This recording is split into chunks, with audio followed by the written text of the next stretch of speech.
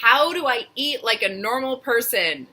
While I don't like the term normal person, I will teach you in this video how to eat like a naturally slim person. And this is sort of an updated version of the method that I've been teaching for a couple of years because I personally have been experimenting with some new things, and I like this method better than the other one that I teach. So I just wanted to pop on today and share this with you. I know the holidays are coming up, and you are probably really triggered around food. And so I just wanted to teach you this strategy so that you could enjoy the foods that you're around without overdoing it. I think it's super, super, super important that you implement this strategy, especially right now.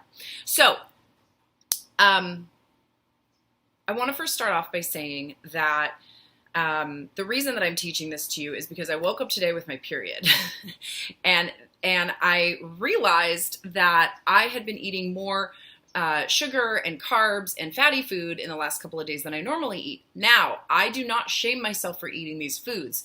It's a fine line. I struggle with it. It was more of like an observation that I had, like, I notice I'm eating a little bit more. Normally that would send me into a tailspin and I would start exercising extra and, cutting back on certain foods or trying to stop myself. And I don't do that anymore. So if you're still shaming yourself about what you eat, that all that does is create more binging behavior. So like first step in implementing anything around normal eating is stop guilting yourself and shaming yourself for the foods that you eat. If you do overeat, the best strategy is to just accept it and move on. Later on that day, have a regular meal, or the next day, just eat regularly like you normally would. Okay, so no more of this, I've got to get back on my diet on Monday and that kind of thing. Okay, number 2 is when you are eating your food, you want to make sure that you're eating food that you actually enjoy. So, if you're trying to diet, or if you're trying to make yourself eat like in the keto way and you don't really enjoy it, you're not really liking the foods that you're eating, it's not something that you're going to stick to. Okay, so you want to make sure that I always shoot for balance. I think anyone who has struggled with their body, with cravings, with emotional eating, has a tendency to kind of overdo things a little bit. So you're probably an overachiever in some area of your life or in many areas of your life. And so you'll do kind of these extreme things. And when you do extreme things, especially like extreme dieting, there's extreme setback as well. And so I know for me, what has always worked best is balance. So I try to do protein, carbs, and fat, balance at every meal. Sometimes I don't feel like a carb. Sometimes I feel like extra carbs. And I'm kind of okay with, I'm okay with listening to what my body wants at every meal. So again, eat the things that you want, strive for balance if you can, unless you're on like a keto diet and you're just loving the food and you're not tempted by sweets at all, then I would say great, stick to that. I know for me, protein, carbs, and fats is balanced. That works best for my body. I think you have to experiment with what works best for your body for a little while and just see, okay, is this something that's easy to stick to? Does it feel like I'm on a diet? Does it feel like I'm depriving myself? I have a really big thing with not depriving myself of anything, so I allow myself to have kind of whatever I want without going nutso crazy on it. So one of the ways that I don't go nutso crazy on it is because I've done so much tapping. I've released my sugar cravings. I know what to do when there's an emotional attachment to food. And these are all the techniques that I teach in my program. So if you're a student, you know how to do some of these techniques. If you're not a student, I'm actually giving away one of my best techniques, the step-by-step protocol for the ball of light technique. It's a PDF. You can follow it along step by step. It's amazing. The ball of light technique is perfect for food cravings. So in order to implement this strategy, you really need to make sure that you get rid of your food cravings. It is so important because what happens is you won't know the difference between something that tastes good and just because it tastes good, or something that's emotionally charged. And I'll talk about that in a different video, but basically we put our emotions and our emotional attachments in certain foods. And so if we don't separate the foods from the emotions in our brain, we'll continue to overeat those foods. So before you go into the holiday season, it's super, super important that you have this step-by-step technique to overcome your sugar cravings or sweet cravings or whatever kind of cravings you have.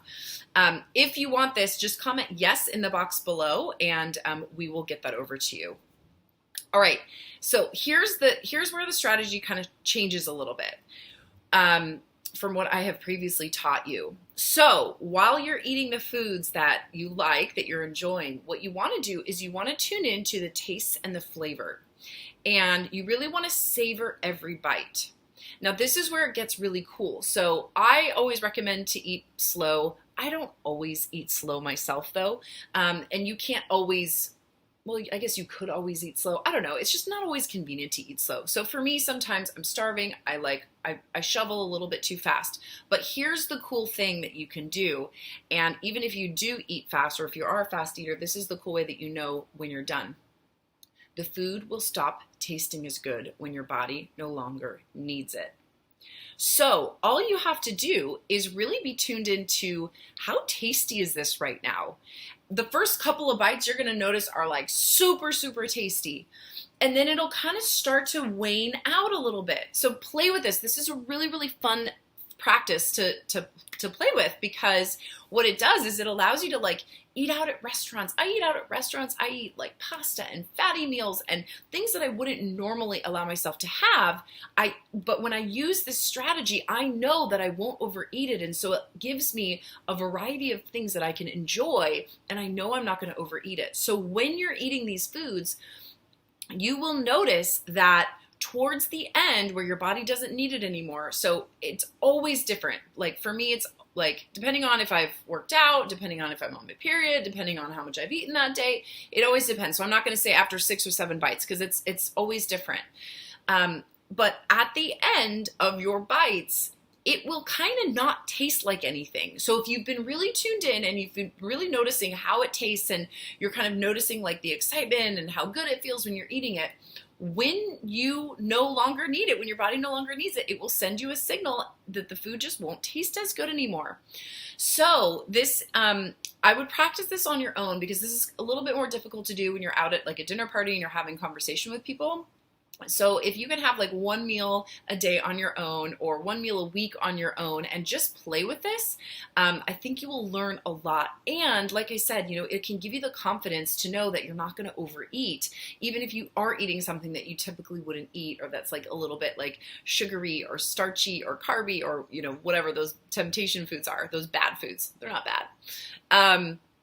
So I hope this helps. If you want to save this video and come back to it to reference it, click the share button. It will save it to your wall, and you'll always know where to go back to. Just go back to your own Facebook page to find it.